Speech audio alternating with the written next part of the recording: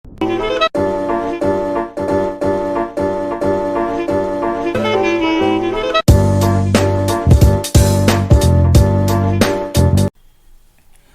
my dear students, welcome in my channel King Techno. Today we discuss about networking fundamental. So before I start our topic, please make sure that you please subscribe my channel, like and share my videos as much as you can. Okay students, now start our topic networking fundamentals. So what do you think about networking? बताइए आपके opinion में networking क्या होगा। आपको networking अगर समझनी है तो आपको समझना होगा नेटवर्किंग किस तरह से होती है। आप मेरे कमेंट में नेटवर्किंग लिख करके बताइए कि नेटवर्किंग क्या होती है। Okay, now start networking. Networking means to share information. हम लोग अपने डेली लाइफ में क्या करते हैं, हम लोग सुबह शाम अपने फ्रेंड्स से, अपने कॉलीग्स से या किसी से भी बातें करते हैं और बात करते हैं तो फिर उसमें क्या होता है कि हम अपनी इंफॉर्मेशन शेयर करते हैं। हमने अपनी इंफॉर्मेशन अगले को बताई, अगले ने मुझे बताई, तो इस तरह से हम लोग की इंफॉर्मेशन शेयरिंग हो जाती है जो कि डे टू डे लाइफ में ज़रूरी भी है। लेकिन इस समय जो कि कोविड-19 की वजह से बहुत बुरा हाल हुआ है और सब के सब लॉकडाउन में अपने घर में फंसे हैं, तो क्या हम लोग लॉकडाउन में अपनी इंफॉर्मेशन को शेयर कर पा रहे हैं? अगर हाँ तो बताइए किस तरीके से आप अपनी इंफॉर्मेशन शेयर करते हैं, ये आप हमारे कमेंट बॉक्स पे जरूर बताएं। ओके, अब नेटवर्किंग इंफॉर्मेशंस जो है इसमें हम लोग किस किस तरह से इंफॉर्मेशन की शेयरिंग करते हैं, इसको हम लोग एक फिगर से समझते हैं कि पहले नेटवर्किंग का मतलब क्या होता है ना। आप देख रहे होंगे कि ये फिगर जो दिख रहा है, इस फिगर में आप नेटवर्किंग के कॉन्सेप्ट को देखते होंगे कि जितने भी लोग दिख रहे हैं सब किसी न किसी तरीके से आपस में कनेक्टेड हैं। जैसे आप इंफॉर्मेशन शेयर करते हो तो आपके थ्रू किसी और के पास वो इंफॉर्मेशन जाती है और उसके थ्रू किसी और के पास इंफॉर्मेशन जाती है। तो ये तरीके हैं जिसमें हम लोग इंफॉर्मेशन की शेयरिंग करते हैं और एक जगह से दूसरी जगह तक इंफॉर्मेशन को स्प्रेड आउट कर देते हैं। तो ये देख रहे हैं आप, जब एक साथ गेट टुगेदर होते हो तो बातें होती हैं। आप अपने क्लास में रहते हो तो बातें होती हैं, आप अपने घर में होते हो तो बातें होती हैं। बहुत सारी बातें ऐसे ही होती हैं जो कि हंसी मजाक की होती हैं। कुछ इंफॉर्मेशन वाली भी चीजें होती हैं जो कि बहुत जरूरी होती हैं, जो कि आपके पेरेंट्स के द्वारा आपको बताया जाता है और फिर आगे जाकर के आपके द्वारा किसी और को भी बताया जाएगा। अगर हम एक क्लास की बात करते हैं तो उसमें एक टीचर आता है और वो अपने वैल्यूएबल इंफॉर्मेशन जो है वो शेयर करता है आपसे और आप उसको अडॉप्ट करते हो, फिर आप उसी के बेस पे आगे वर्क करोगे इन फ्यूचर। तो नेटवर्किंग के कॉन्सेप्ट्स जो है वो हमने देखे कि नेटवर्किंग जो है वो हम लोगों के डे टू डे लाइफ में बहुत ज्यादा जरूरी होती है।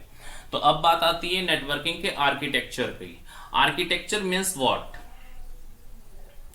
आर्किटेक्चर मीन्स होता है कि अगर हमको कोई भी इंफॉर्मेशन शेयरिंग या किसी भी चीज की अगर हम बात करते हैं, तो जैसे हमको एक घर बनाना है, तो घर बनाना है तो पहले हम उसके एक मॉडल को तैयार करेंगे और उस मॉडल को तैयार करने पर फिर उस पे हम काम करते हैं, तो उससे हमारा एक अच्छा घर बन के तैयार हो जाता है। ऐसे ही नहीं कि बस एक ईंटा फेंका, सीमेंट फेंका, बालू फेंका और पता नहीं क्या बन के तैयार हो गया और आप उसको घर बोलोगे, है ना। तो ऐसा नहीं होता।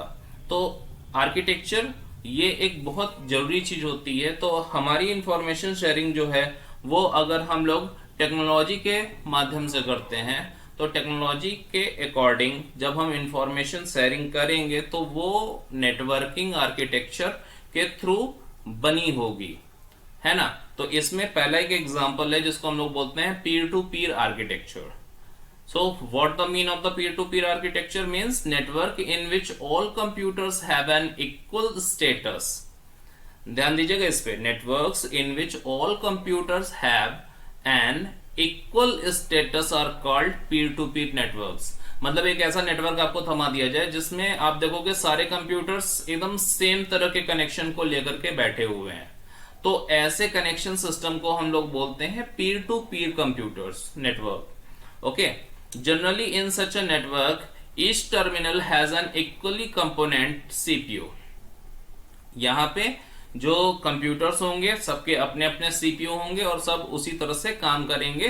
तो आपके जितने भी कंप्यूटर्स हैं, जैसे हम लोग अपने कंप्यूटर लैब की बात अगर करते हैं तो कंप्यूटर लैब में रखे हुए सारे कंप्यूटर्स लगभग इक्वली होते हैं, है ना, सेम कॉन्फ़िगरेशन के होते हैं। और अगर इनमें हम लोग आपस में नेटवर्किंग कर दें तो इसको हम लोग पीर टू पीर नेटवर्क कह सकते हैं। ओके, इसको एक फिगर से भी हम लोग देखते हैं कि कैसे पीर टू पीर नेटवर्क जो होता है वो स्टैब्लिश होता है। यदि आपको कहीं ऐसा दिखाई देता है, कहीं आप समझ पाते हो कि पीर टू पीर नेटवर्क क्या होता है, तो उसके एग्जांपल्स आप हमको बताइएगा मैसेज करके। ओके, हम वेट करेंगे। देखिए ये एक फिगर है, इस फिगर में आप अगर अपने कंप्यूटर लैब को ही एज्यूम कर लेते हो तो आप ऐसा समझो कि ये सारे कंप्यूटर्स जो हैं वो आपके कंप्यूटर लैब के हैं। सबके पास इक्वली विंडोज हैं, सबके पास अपने सीपीयूज दिख रहे हैं, और ये सारी चीजें जो हैं वो हमको उस तरह से फिगर आउट कर रही हैं। तो ये वाली चीज जो है इसको हम लोग देख सकते हैं, समझ सकते हैं कि ये क्या है। ये देखिए सीपीयू है, ये विंडोज है, ये कंप्यूटर में हमको सब दिख रहे हैं और सब जो है वो आपस में इक्वली कनेक्टेड भी हैं, है ना। ये देखिए इससे कनेक्ट है, ये कनेक्ट है, तो सब के सब जो है वो इन्फॉर्मेशन शेयरिंग के लिए आपस में कनेक्टेड है और सब के सब एक तरह के ही कंप्यूटर हैं। तो ऐसे कंप्यूटर को हम लोग पीर टू पीर कंप्यूटर कहते हैं। तो इस चीज को ध्यान में रखिएगा और इसको नोट डाउन भी कर लीजिएगा कॉपी पे, और आगे जाकर के फिर हम आपसे ये चीज पूछेंगे। हमारे मैसेज पे आप ये चीज कमेंट बॉक्स पे जरूर बताएं। चलिए नेक्स्ट है क्लाइंट सर्वर आर्किटेक्चर।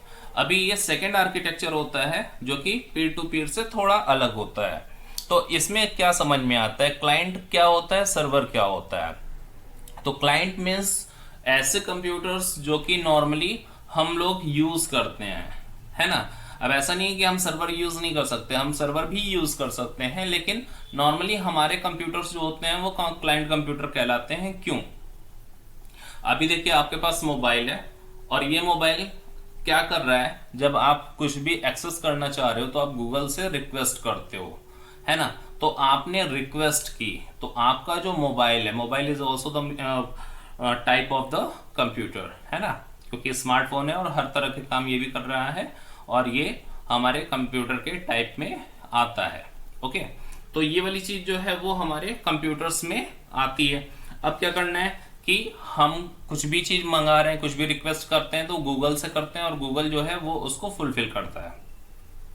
तो क्लाइंट जो होता है वो हमेशा रिक्वेस्ट करता है और सर्वर जो होते हैं वो हमेशा फुलफिल करते हैं। तो आपका जो स्मार्टफोन है वो एक कनेक्शन आपने स्टैब्लिश किया गूगल से और आपने रिक्वेस्ट ली उससे और उसके बाद उसने उसको फुलफिल कर दिया।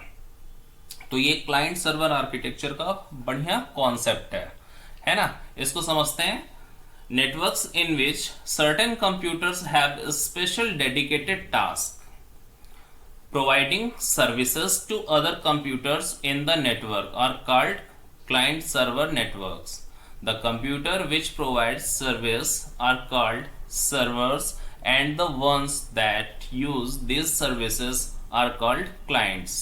तो देखिए यहाँ पे भी वही चीज कहा गया कि जो हमारा क्लाइंट है वो इंफॉर्मेशन के लिए रिक्वेस्ट करेगा और जो सर्वर होते हैं वो उसको फुलफिल करते हैं। तो जैसे आप ऐसा समझ लो कि एक पर्सनल एरिया नेटवर्क बनाते हैं और उसमें आप क्या करते हो, शेयरेट के थ्रू किसी और को इंफॉर्मेशन शेयर करते हो मोबाइल टू मोबाइल। ऐसे टाइम पे हम कह सकते हैं कि आप सर्वर हो गए क्योंकि आपकी ओर से इंफॉर्मेशन दी जा रही है, और अगला जो है वो क्लाइंट हो गया क्योंकि उसको इंफॉर्मेशन मिल रही है। तो ये तरीका जो है वो क्लाइंट और सर्वर का हो गया। इसके दूसरे एग्जांपल को भी लेते हैं। हमारे स्कूल में जो है स्मार्ट बोर्ड लगी हुई है। स्मार्ट बोर्ड में सारे के सारे स्मार्ट बोर्ड्स जो है अलग अलग क्लासेस में लगे हैं और जो सर्वर है वो कंप्यूटर लैब में रखा हुआ है। तो होता क्या है कि आप जब किसी मॉड्यूल्स को, कोई टीचर जब किसी तरह के मॉड्यूल्स को ओपन करता है, सपोज बायो के टीचर ने बायो का मॉड्यूल ओपन किया, मैथ के टीचर ने मैथ का किया, और इस तरह से अलग अलग तरह के मॉड्यूल्स ओपन किए गए। तो ये मॉड्यूल्स कहाँ रखे गए थे? ये स्मार्ट बोर्ड में ही रखे गए, ऐसा नहीं है, ये उस सर्वर में रखे गए थे जो कि कंप्यूटर लैब में रखा गया है। और आप जब उस पर क्लिक करते हो स्मार्ट बोर्ड पे, तो वो वहां से रिक्वेस्ट लेता है सर्वर पे, और उसके बाद सर्वर ने उसको फुलफिल किया। तो ये क्लाइंट सर्वर आर्किटेक्चर के एग्जांपल्स हैं जो कि आपको समझने के लिए बहुत आसानी होगी। चलिए इसके एक फिगर को भी देखते हैं जिससे आपको और अच्छे से समझ में आ जाएगा। तो देखिए यहाँ पे क्या है, ये एक तरह का क्लाइंट सर्वर नेटवर्क मौजूद है जहाँ पे ये हमारा एक स्विच है, ठीक है, ये हमारा एक स्विच है। और ये क्या कर रहा है, ये सारे क्लाइंट्स हैं ना, ये जितने आप दिख रहे हो, computer A, computer C, laptop A, computer D, laptop B, computer B, ठीक ना। और ये देखिए यहाँ पे फाइल सर्वर है और ये डायरेक्टरी सर्वर है। ये दो तरह के सर्वर जो हैं वो इंफॉर्मेशन अपने पास कलेक्ट किए हुए हैं। ये जो पीसीज हैं, ये पीसीज उस इंफॉर्मेशन को अपने लिए लेंगे, और लेंगे कैसे, ये सब कनेक्टेड है। बीच में ये हमारा स्विच लगा हुआ है, ये एक ऐसी डिवाइस होती है जिसके थ्रू नेटवर्किंग जो है पॉसिबल हो पाती है, और इंफॉर्मेशन के लिए ये सर्वर से कनेक्ट होते हैं लोकल पीसीज, ठीक है। तो इसके थ्रू इन सर्वर से ये कंप्यूटर्स जो हैं ये इंफॉर्मेशन ले पाते हैं। तो इसी को हम लोग क्लाइंट सर्वर नेटवर्किंग कहते हैं। अगर कोई कंफ्यूजन हो तो मैसेज जरूर करिएगा कमेंट बॉक्स पे, ताकि समझ में आए और उसको फिर मैं आपको बता सकूं। Okay, now next types of network. तो टाइप्स ऑफ नेटवर्क में क्या होते हैं, आपने बहुत शुरू से ये चीज पढ़ा होगा कि टाइप्स ऑफ नेटवर्क में हम लोगों ने लैन, वैन, मैन पढ़ा है, ठीक है। लेकिन जो मेजरली नेटवर्क सिस्टम होता है वो लैन और वैन का होता है। मैन एक ऐसा कॉन्सेप्ट है जिसमें लोकल एरिया नेटवर्क और वाइड एरिया नेटवर्क में मिल करके काम करते हैं, या ऐसे कह सकते हैं कि जो लोकल एरिया नेटवर्क है उसको थोड़ा सा और स्प्रेड आउट किया गया है, तो वो मेट्रोपॉलिटन एरिया नेटवर्क बना, तो वो मैन हो जाता है, ठीक है। अभी लोकल एरिया नेटवर्क की बात करते हैं एंड वाइड एरिया नेटवर्क की बात करते हैं कि ये क्या होते हैं।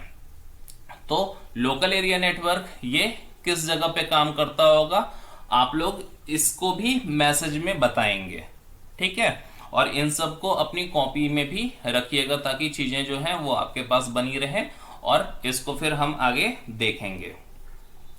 तो लोकल एरिया नेटवर्क क्या होता है इसको देखते हैं। और local area network is one which connects computers and devices in a limited geographical area such as home, school, computer laboratory, office building or closely positioned group of buildings. Means local area network क्या हुआ, ये एक ऐसा group of network है जहां पे हम एक किसी बाउंडेड एरिया में अपने नेटवर्क सिस्टम को एस्टेब्लिश करते हैं। तो एक बाउंडेड एरिया क्या हो सकता है भाई, आपका होम हो सकता है, आपके घर में हो सकता है 4-5 कंप्यूटर हो, आपका स्कूल हो सकता है, स्कूल में तो बहुत सारे कंप्यूटर होते ही हैं, है ना। कंप्यूटर लेबोरेटरी अगर होगी तो वहां पे तो कंप्यूटर बहुत सारे होंगे। ऑफिस बिल्डिंग्स अगर होंगी तो भाई अगर कोई भी ऑफिस बन रही है तो वहां पे कंप्यूटर होगा ही होगा, और कई सारे कंप्यूटर्स होंगे जो कि आपस में कनेक्टेड होंगे।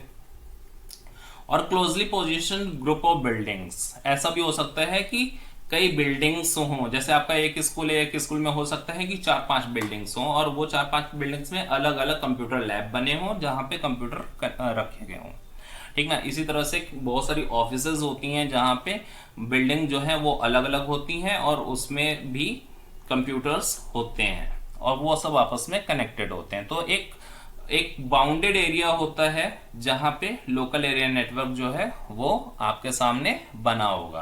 अब लोकल एरिया नेटवर्क का कितना एक रेंज होता है ये अब आप बताएंगे, कमेंट बॉक्स में ये जरूर मेंशन करिएगा, ठीक है। लोकल एरिया नेटवर्क जो है ये इस तरह से रखा गया है।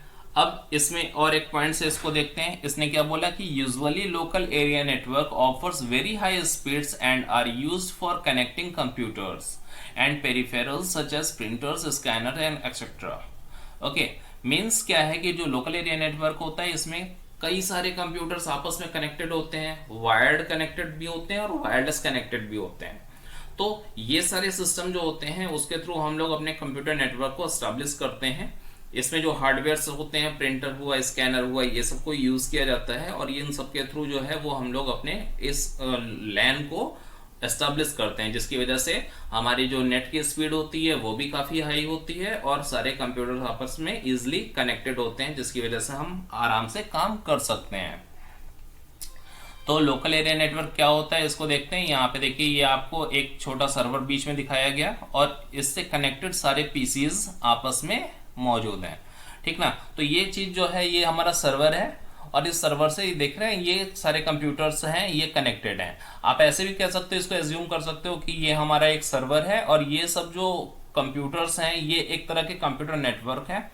जैसे कि एक बिल्डिंग है तो ये फर्स्ट बिल्डिंग हो गई, ये सेकंड बिल्डिंग हो गई, ये थर्ड बिल्डिंग हो गई, ये फोर्थ बिल्डिंग हो गई, fifth building, six building, seven building है ना, एट बिल्डिंग। ये सब के सब एक सर्वर वाली बिल्डिंग से जुड़े हुए हैं और ये जितने भी बिल्डिंग्स दिख रहे हैं इसमें जितने भी कंप्यूटर्स मौजूद होंगे वो सब के सब इसी सर्वर से आकर के जुड़ रहे होंगे।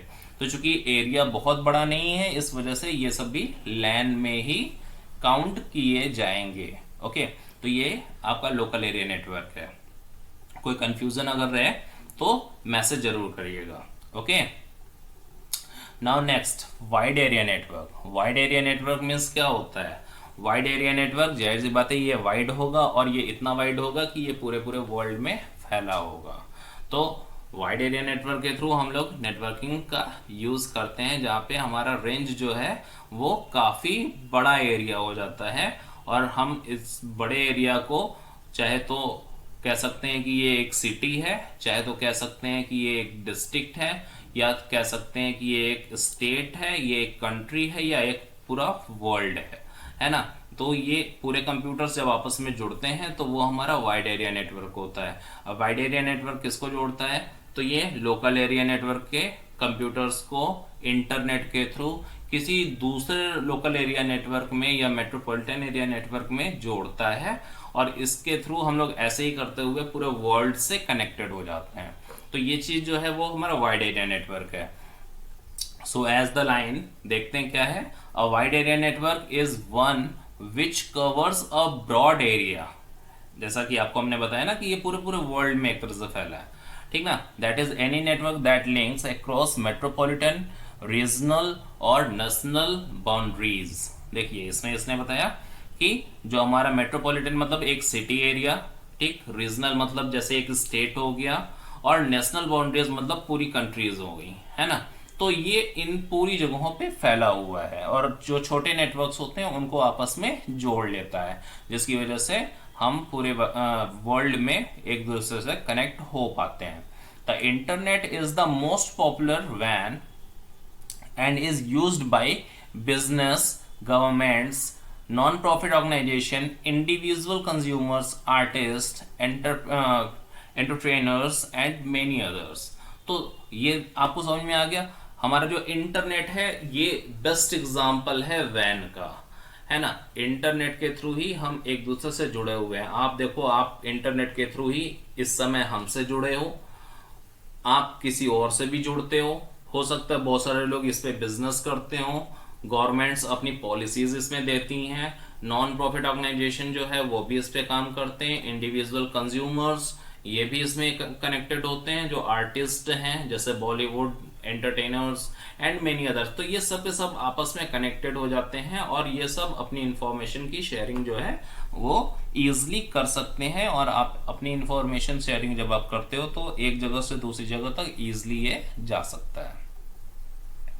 तो वाइड एरिया नेटवर्क जो है वो देखिए यहाँ पे दिख रहा है कि इसमें बहुत सारे लैन दिखेंगे आपको। देखिए यहाँ पे लैन लिखा हुआ है, ठीक है, यहाँ पे देखिए लैन लिखा हुआ है। कहने का मतलब क्या है कि कई सारे जो छोटे नेटवर्क्स होते हैं ये आपस में कनेक्टेड हो जाते हैं पूरे वर्ल्ड से, ठीक ना। तो ये पूरे वर्ल्ड से कनेक्टेड हो जाते हैं। ये जितने भी नेटवर्क सिस्टम दिख रहे हैं, जितने भी प्रकार के नेटवर्क सिस्टम बहुत सारे होते हैं, ठीक, तो वो सब के सब जो है वो जाकर के इक्वली एक जगह जुड़ते हैं और वो वाइड एरिया नेटवर्क बनता है जिससे हमारा काम होता है।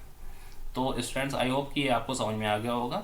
अब हम लोग चलते हैं नेक्स्ट टॉपिक पे, internet.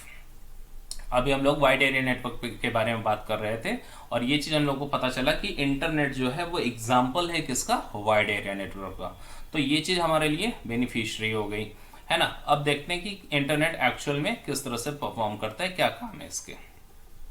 The internet is a global system of interconnected computers networks that use the standard internet protocol suite to serve billions of users worldwide.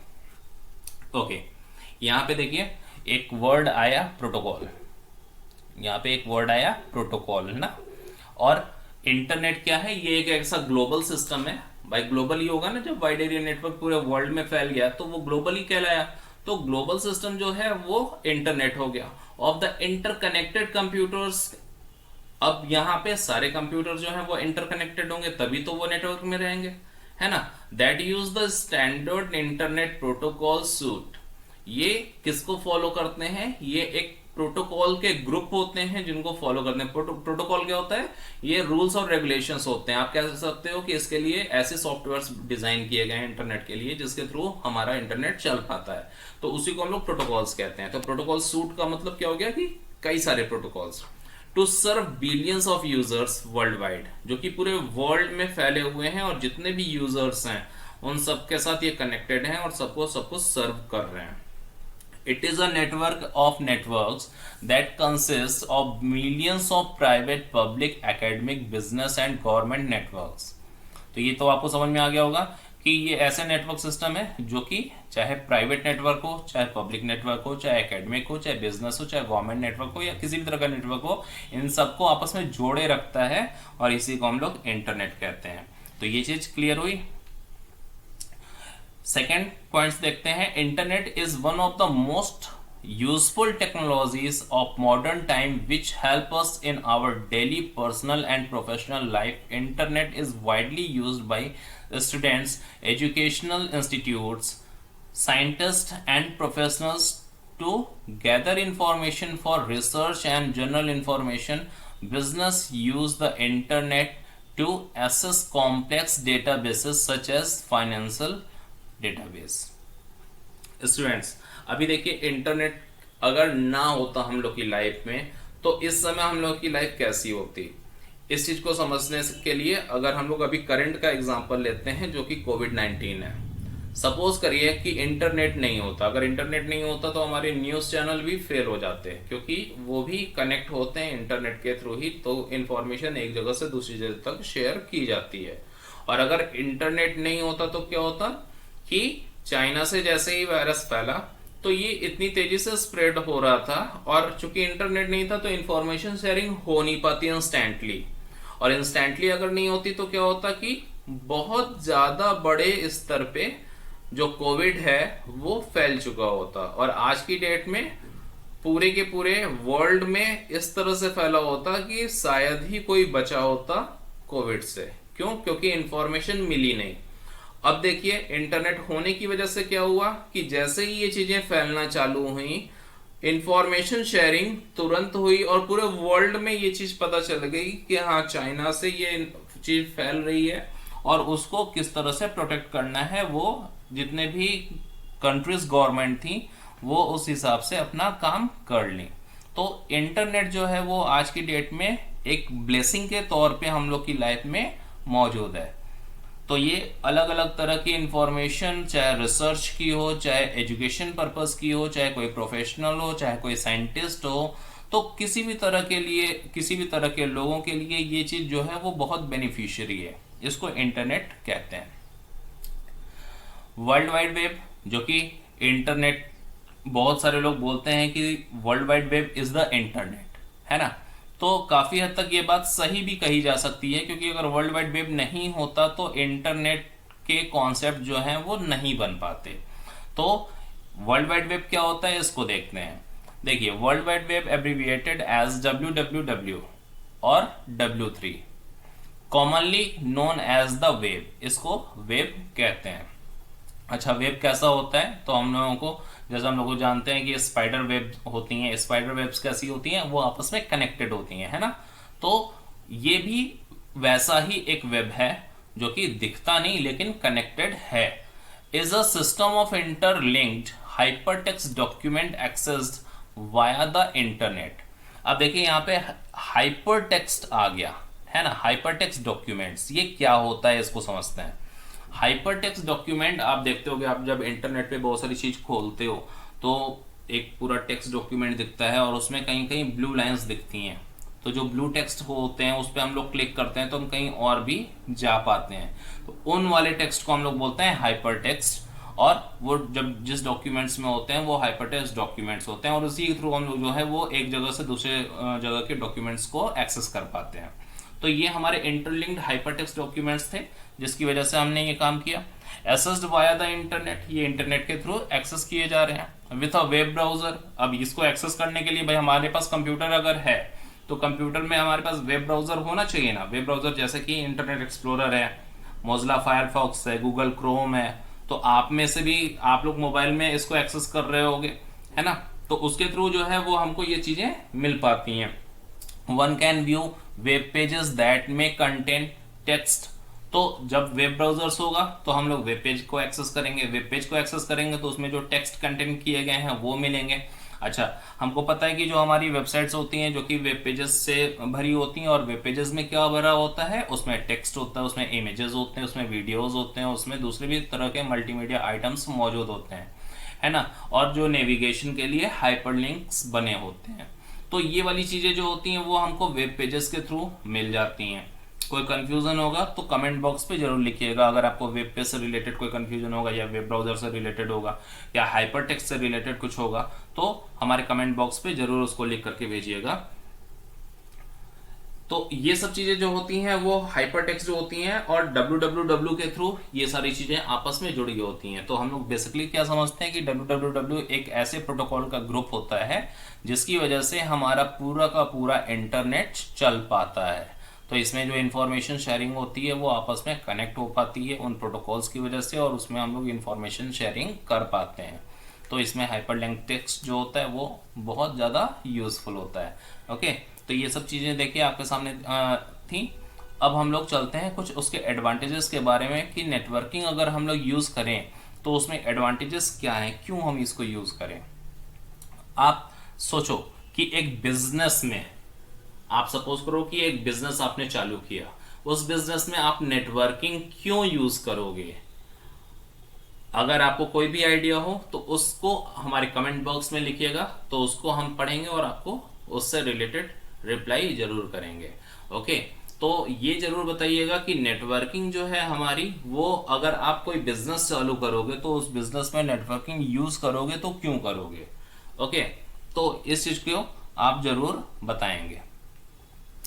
तो देखिए, नेटवर्किंग यहाँ पे हम कुछ इंफॉर्मेशन शेयर कर देते हैं, बाकी आप जरूर बताएंगे कि आप अपने बिजनेस में इसको क्यों यूज करोगे, इसमें कौन से फीचर्स होंगे जो आप लेना पसंद करोगे अपने बिजनेस पे, ठीक ना। तो यहाँ पे देखिए, सबसे जरूरी चीज जो थी वो क्या थी, डेटा शेयरिंग।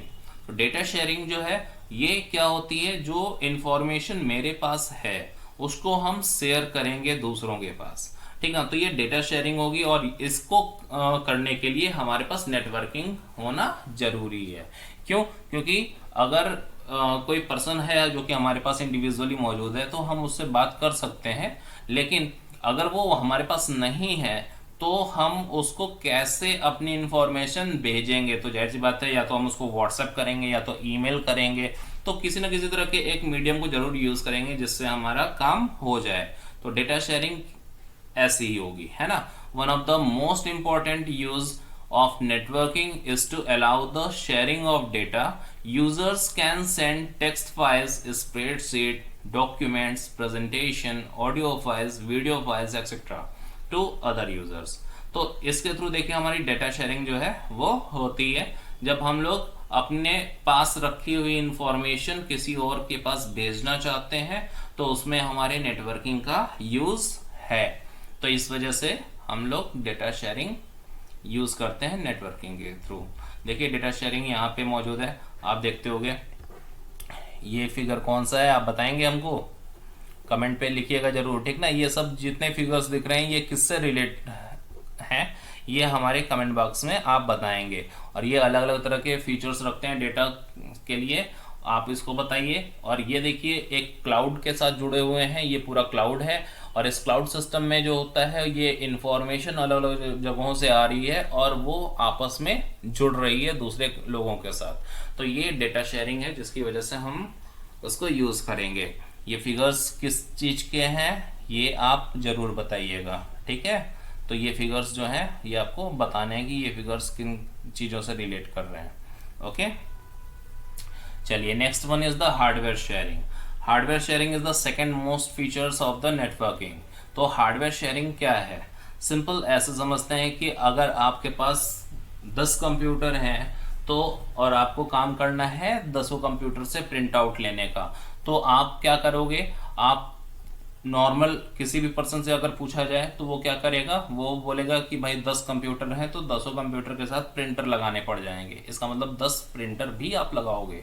और अगर ऐसा आप करते हो तो आप एक प्रिंटर की कॉस्ट अगर 5,000 होगी तो 10 कंप्यूटर की प्रिंटर की प्राइस कितनी आ जाएगी वो आप समझ लो, है ना। तो ये वाली प्रॉब्लम आएगी। इस वजह से हम लोग क्या करते हैं, हम लोग नेटवर्किंग में हार्डवेयर की भी शेयरिंग कर देते हैं, जिससे हमारा एक ही प्रिंटर उन 10 कंप्यूटर से एक साथ जुड़ जाएगा और हमको सिर्फ 5,000 खर्च करने पड़ेंगे, न कि 50,000। ओके, तो ये चीज़ें जो होंगी वो हमारे पास यहाँ पे आएंगी। देखिए, hardware components such as printers, scanner etcetera can also be shared. For example, instead of purchasing 10 printers for each users, one printer can be purchased and shared among multiple users, thus saving cost। ठीक ना। देखिए example इसने भी वही लिया कि जो printer हमारा है वो 10 लोगों को अलग अलग परचेज करके नहीं देना होगा, एक ही प्रिंटर से 10 को कनेक्ट करेंगे और हमारा काम हो जाएगा। तो ये तरीका भी बेस्ट है।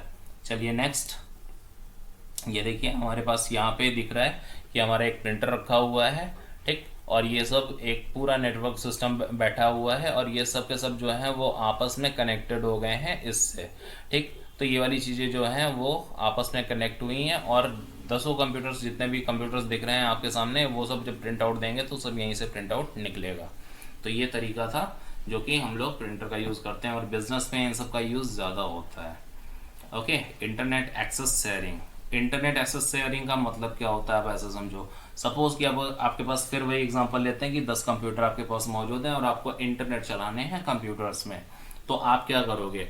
आप आईएसपी से जब इंटरनेट लोगे तो आप 10 कंप्यूटर के लिए लोगे। इसका मतलब है कि 10 कनेक्शन आप लोगे और 10 कनेक्शन में अगर आप ऐसे सपोज कर लो कि एग्जांपल लेते हैं कि 100 रुपए एक कनेक्शन के लिए है तो आपने कितने देने पड़े? 1,000, है ना। तो ऐसी चीज ना करके हम लोग क्या करेंगे, हम लोग इंटरनेट को शेयर कर देंगे और उस इंटरनेट की शेयरिंग जो होगी उससे क्या होगा कि हमको अगर 100 रुपए देने थे तो हम सिर्फ 100 ही रुपए देंगे और इंटरनेट यूज होगा पूरे पूरे कंप्यूटर्स में। तो यहाँ पे देखिए ये इंटरनेट एक्सेस शेयरिंग के लिए बना हुआ। You can purchase a single internet connection and share it among other computers in a network instead of purchasing multiple internet connection for each computers. This is very commonly found in internet cafe, browsing centers, schools, colleges, companies and etc. तो ये सब आप देखते होगे, schools अगर हैं तो schools में भी आप देखते होगे वाईफाई जो है वो रखा हुआ है। आप लोग अक्सर करके इसको एक्सपीरियंस किए होगे जब आप कहीं रेलवे स्टेशन पे गए होगे तो रेलवे स्टेशन पे आपको वाईफाई कनेक्शन मिल जाता है जहां से आप अपने मोबाइल को उससे जोड़ लेते हो और आप वहां से इंफॉर्मेशन जो है वो ले सकते हो।